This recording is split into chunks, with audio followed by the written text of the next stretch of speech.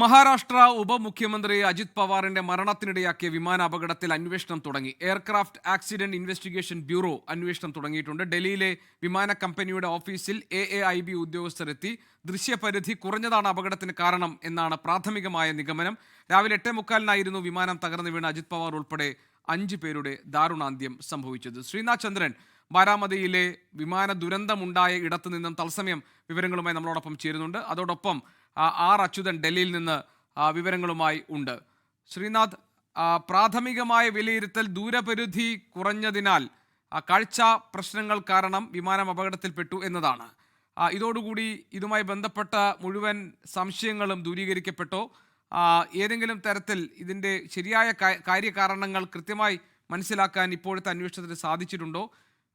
വിമാന ദുരന്തം നടന്ന ബാരാമതിയിൽ നിന്ന് ഏറ്റവും പുതുതായി നൽകാൻ കഴിയുന്ന വിവരങ്ങൾ എന്തൊക്കെയാണ് ശ്രീനാഥ്?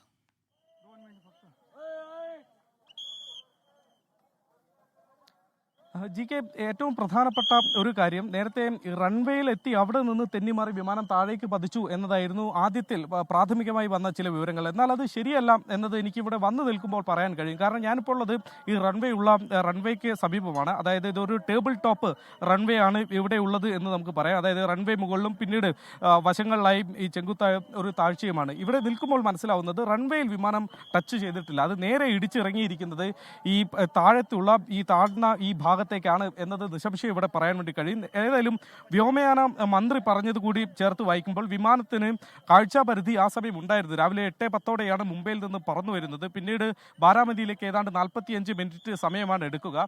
അങ്ങനെ ഇവിടെ ലാൻഡ് ചെയ്യാൻ വേണ്ടി വന്ന സമയത്ത് അവിടെ കാഴ്ചാ പരിധി ഉണ്ടായിരുന്നു എന്ന് ATCയുമായി പൈലറ്റ് പറഞ്ഞു എന്നുള്ള വിവരം ഇപ്പോൾ വ്യോമയാന മന്ത്രി തന്നെ സ്ഥിരീകരിച്ച് പറയുന്നു. അങ്ങനെയാണ് ഒരു വട്ടം ആകാശത്തു കൂടി പറന്നതിന് ശേഷം, വട്ടം ചുറ്റി പറന്നതിന് ശേഷം വീണ്ടും ഒരിക്കൽ കൂടി ലാൻഡിങ്ങിന് ശ്രമിക്കുന്നു.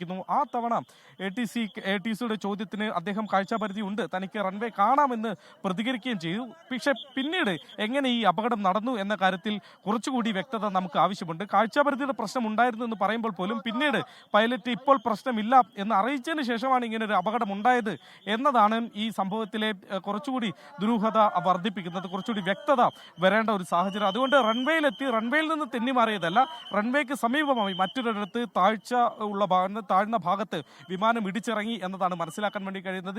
നോക്കൂ, ഈ വിമാനത്തിന്റെ ഒരു ഭാഗവും ഇവിടെ ശേഷിക്കുന്നില്ല എന്ന് പറയാം. അതിന്റെ ഒരു വാൽഭാഗം മാത്രമാണ്, വളരെ കുറച്ച് ഭാഗം മാത്രമാണ് അവിടെ അവശേഷിക്കുന്നത്. ബാക്കിയെല്ലാം മുൻവശത്ത് അജിത് പവാർ അടക്കമുള്ള ആളുകൾ ഇരിക്കുന്ന ഭാഗം അത് പൂർണ്ണമായി തന്നെ കത്തി അമർന്നിട്ടുണ്ട് എന്ന് നിസ്സംശയം പറയാം. എഞ്ചിന്റെ ചില ഭാഗങ്ങൾ അവിടെ കാണാൻ വേണ്ടി കഴിയുന്നുണ്ട്. ഫയലുകളും മറ്റുമൊക്കെ ചിന്നിച്ചിതറിയ അവസ്ഥയിലാണ്. ഇതിന് തൊട്ടടുത്ത് കുറച്ചപ്പുറം മാറി അവിടെ ഒരു വീടുണ്ട്. ആ വീട്ടുകാരാണ് ആദ്യം ഈ അപകടം കാണുന്നത്. ആ വീട്ടുകാരിയാണ് പ്രാഥമികമായി ഈ സംഭവങ്ങളുടെയൊക്കെ തന്നെ ഒരു ദൃക്സാക്ഷി. അവർ നേരത്തെ വാർത്താ ഏജൻസികളോടൊക്കെ സംസാരിച്ചിരുന്നു. ആ സമയത്ത് അവർ പറഞ്ഞത് വലിയ സ്ഫോടനത്തോടെ ഇത് തകർന്ന് വീഴുകയായിരുന്നു. താൻ അവിടെ പശുവിന് പുല്ല് കൊടുക്കുകയായിരുന്നു. അവിടെ അവരുടെ ഒരു ചെറിയ ഫാമുണ്ട്, അവിടെ പശുവിന് പുല്ല് കൊടുക്കുന്നു. അവിടെ ഈ അപകടം സംഭവിച്ചതിന് തൊട്ട് പിന്നാലെ ബക്കറ്റിൽ വെള്ളമെടുത്ത് അവരിങ്ങോട്ട് ഓടി വരാൻ വേണ്ടി ശ്രമിച്ചാണ്. പക്ഷേ അത്രയും വലിയ തീനാളം ഇവിടെ ഉണ്ടായിരുന്നു. ഒരു തീഗോളമായി വിമാനം മാറിയ അവസ്ഥയിൽ പ്രത്യേകിച്ച് ഒന്നും ചെയ്യാൻ കഴിഞ്ഞില്ല. മാത്രമല്ല മൃതദേഹങ്ങൾ പലതും ചിന്നിച്ചിതറിയ അവസ്ഥയിൽ കാണേണ്ടി വന്നു എന്ന് വരെ അവർ പറഞ്ഞിരുന്നു. അവരിപ്പോഴും ആ ഒരു ഭീതിയിലാണ്. ഇത് ഒരു വലിയ എയർപോർട്ടല്ല, ഇത് നമ്മുടെ മുംബൈയിലെ അല്ലെങ്കിൽ മറ്റെവിടെയെങ്കിലും ഉള്ള തരത്തിലുള്ള ഒരു വിമാനത്താവളമല്ല. സ്വകാര്യ വിമാനങ്ങൾ, ചാർട്ടേഡ് വിമാനങ്ങൾ മാത്രം പറന്നിറങ്ങുന്ന ഒരു ചെറിയ റൺവേ ഉണ്ട്, ചെറിയ വിമാനത്താവളം മാത്രമാണ്. അതിനപ്പുറത്തേക്ക് കൊമേഴ്ഷ്യൽ ഫ്ലൈറ്റുകളൊക്കെ സ്ഥിരമായി വന്നിറങ്ങുന്ന ഒരു ഇടമല്ല.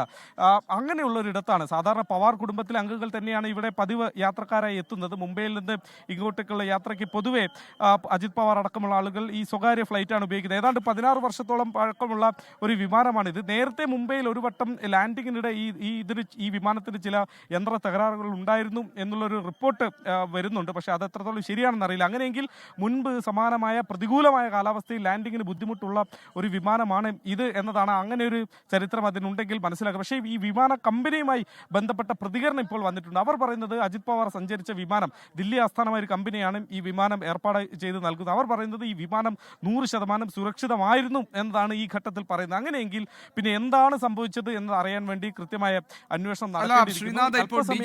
ഉന്നത അന്വേഷണത്തിന് ഉത്തരവിട്ടിട്ടുണ്ട്. എയർക്രാഫ്റ്റ് ആക്സിഡന്റ് ഇൻവെസ്റ്റിഗേഷൻ ബ്യൂറോ പരിശോധനകളുടെ ഭാഗമായി അവിടെ എത്തുന്നു എന്നാണ് മനസ്സിലാക്കാൻ കഴിയുന്നത്. ഈ AAIBയുടെ ഒക്കെ ഒരു പ്രാഥമികമായ വിലയിരുത്തലാണോ കാഴ്ചാ പരിധി മൂലമുണ്ടായ അപകടം എന്നത്? ഇപ്പോൾ പൈലറ്റിന് കാഴ്ചാപരിധിയിൽ പ്രശ്നങ്ങൾ ഉണ്ടായിരുന്നില്ല.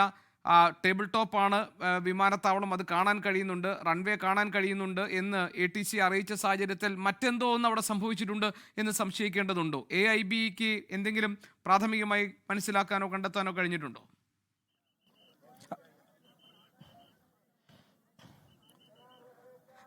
ഇതുവരെയുള്ള കാര്യങ്ങളിൽ എന്തെങ്കിലും ഒരു സംശയിക്കുന്ന കാര്യം ഈ കാഴ്ചാപരിധി മാത്രമായിരുന്നു. പക്ഷെ അപ്പോൾ പോലും ആദ്യഘട്ടത്തിൽ കാഴ്ചാപരിധി ഉണ്ട് എന്ന് പൈലറ്റ് പറഞ്ഞതിന് ശേഷം വീണ്ടും ഒരിക്കൽ കൂടി ആകാശത്ത് വട്ടമിട്ട് പറഞ്ഞതിന് ശേഷം തനിക്കിപ്പോൾ കാണാമെന്ന് പൈലറ്റ് പറഞ്ഞു എന്നതാണ് വ്യോമയാന മന്ത്രി പറഞ്ഞത്. അതായത് തനിക്ക് കാണാമെന്ന് പൈലറ്റ് പറഞ്ഞതിന് ശേഷം എന്തുകൊണ്ട് കൃത്യമായി ലാൻഡ് ചെയ്യാൻ കഴിഞ്ഞില്ല എന്നത് ദുരൂഹമാണ്. അദ്ദേഹം ലാൻഡ് ചെയ്യാൻ ശ്രമിച്ചിട്ടുണ്ട്, പക്ഷേ റൺവേയിലേക്കായിരുന്നില്ല, അതിന് വശത്തേക്കായിരുന്നു എന്നതാണ് ഒറ്റ നോട്ടത്തിൽ നമുക്ക് പറയാൻ വേണ്ടി കഴിയുക.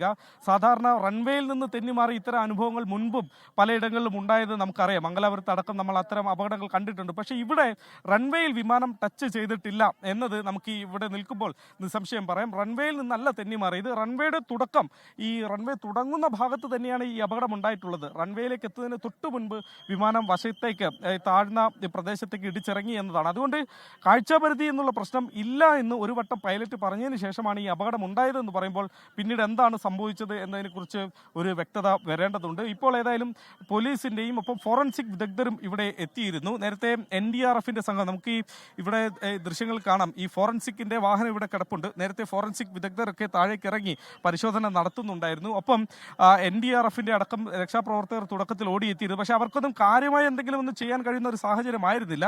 2 പൈലറ്റുമാരും, നേരത്തെ സത്താറയിൽ നിന്നുള്ള SP പോലീസ് സൂപ്രണ്ട് ഇവിടേക്ക് വന്നിരുന്നു. അദ്ദേഹത്തോടൊപ്പം 2 പൈലറ്റുമാരും ഉണ്ടായിരുന്നു. അതായത് ഒരു വിദഗ്ധ സംഘം ഇതുമായി ബന്ധപ്പെട്ട അന്വേഷണം നടത്തുന്നു എന്നതാണ് ഞങ്ങളുടെ പ്രതിനിധി വിവരങ്ങൾ നൽകുന്നത്. ബാരാമതിയിൽ ഇന്ന് 5 പേരുടെ, അജിത് പവാർ ഉൾപ്പെടെ 5 പേരുടെ ദാരുണാന്ത്യത്തിനിടവരുത്തിയ വിമാനാപകടം, വിമാന ദുരന്തം നടന്ന ആ പ്രദേശത്ത് നിന്നാണ് തത്സമയ റിപ്പോർട്ടുകൾ ഞങ്ങളുടെ പ്രതിനിധി ശ്രീനാഥ് ചന്ദ്രൻ നൽകുന്നത്. അവിടെ ഇപ്പോൾ പോലീസും അതോടൊപ്പം തന്നെ അന്വേഷണ ഏജൻസികളിലെ ഏതാനും പേർ ഇപ്പോൾ അവിടെ എത്തിയിട്ടുണ്ട്, കാര്യങ്ങൾ പരിശോധിക്കുകയാണ്. അതിനിടയിൽ എയർപോർട്ട് ആക്സിഡന്റ് ഇൻവെസ്റ്റിഗേഷൻ ബ്യൂറോ അധികൃതർ ഡൽഹിയിലെ വിമാന കമ്പനി ഓഫീസിലെത്തി പരിശോധനകൾ നടത്തി കാര്യങ്ങൾ അന്വേഷിക്കുന്നുണ്ട് എന്ന വിവരങ്ങൾ വരുന്നുണ്ട്. അച്യുതൻ അവിടെ നിന്ന് വിവരങ്ങളുമായി നമ്മളോടൊപ്പം ചേരും. ഇന്ന് രാവിലെ 8:45 ബാരാമതിയിൽ പൊതുയോഗത്തിൽ പങ്കെടുക്കാൻ വേണ്ടി പോയ മഹാരാഷ്ട്രയിലെ ഉപമുഖ്യമന്ത്രി അജിത് പവാർ ഉൾപ്പെടെയുള്ള 5 പേർ വിമാനാപകടത്തിൽ മരിച്ചത്. ആ വിമാനാപകടത്തിന്റെ യഥാർത്ഥ കാരണങ്ങൾ എന്താണ്, എങ്ങനെയാണ് വിമാന ദുരന്തം ഉണ്ടായിരിക്കുന്നത് എന്ന കാര്യങ്ങളിലേക്കൊക്കെയുള്ള പരിശോധന നടക്കുന്നു. ബാരാമതിയിലെ റൺവേ ടേബിൾ ടോപ്പ് റൺവേ ആണ്. അവിടെ പറന്നിറങ്ങുന്നതിന് മുൻപ് പൈലറ്റിന് കാഴ്ചാപരിധിയുടെ പ്രശ്നങ്ങൾ ഉണ്ടായിരുന്നോ, അതാണോ യഥാർത്ഥത്തിൽ വിമാന ദുരന്തത്തിലേക്ക് കലാശിച്ച കാരണങ്ങൾ എന്നതിൽ സംബന്ധിച്ച് വ്യക്തത ഇപ്പോഴുമായിട്ടുള്ള പ്രാഥമികമായ നിഗമനം മാത്രമാണത്.